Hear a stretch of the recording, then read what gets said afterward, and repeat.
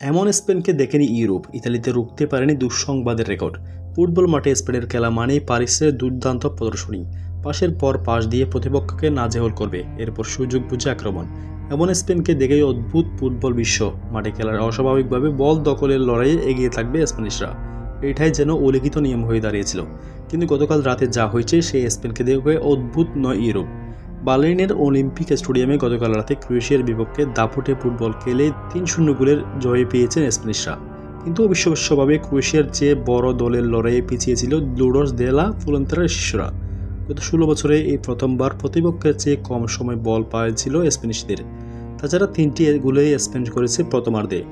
ইউরোর ইতিহাসে এমন কিছু কালই প্রথম করেছে স্প্যানিশরা। স্পেনের এমন ব্যক্তিভক্তি রাতে দুঃস্বপ্নের রেকর্ড গড়ে বসে ইতালি। ম্যাচের শুরুর মাত্র ২৩ সেকেন্ডের মধ্যেই গোল খেয়ে বসে ইউরোর বর্তমান চ্যাম্পিয়নরা, তার টুর্নামেন্টের ইতিহাস দ্রুততম গোল। অনাকাঙ্ক্ষিত এই রেকর্ড পরেও দুর্দান্ত প্রত্যাবর্তনে আলবেনিয়াকে ২-১ গোলে হারিয়েছেন ইতালি। শিরোপা ধরে রাখার মিশনটা প্রত্যাশিত জয়ে শুরু হলো লুসিয়ানো স্পোলিত্তোর শিষ্যদের। শুরুতে গোল দিয়ে কিছুটা শঙ্কায় পেয়ে বসে ইতালি সমর্থকদের মনে। এমনিতে বি গ্রুপকে মৃত্যুকুল বলা হচ্ছিল। অবশ্য যে গ্রুপে ইতালি, স্পেন, ক্রোয়েশিয়া ও আলবেনিয়া থাকবে সেটাতে গ্রুপ অফ ডেথ বলাটাই স্বাভাবিক। পরের রাউন্ডে উঠতে আগে থেকে আলবেনিয়ার বিপক্ষে জয়ের হিসেবে করে সমীকরণ সাজছিল বাকি ৩ দল। সেই দুর্বল আলবেনিয়ার কাছে কিনা প্রথম মিনিটে পিছিয়ে পড়ে ৪ বারের বিশ্ব চ্যাম্পিয়নরা।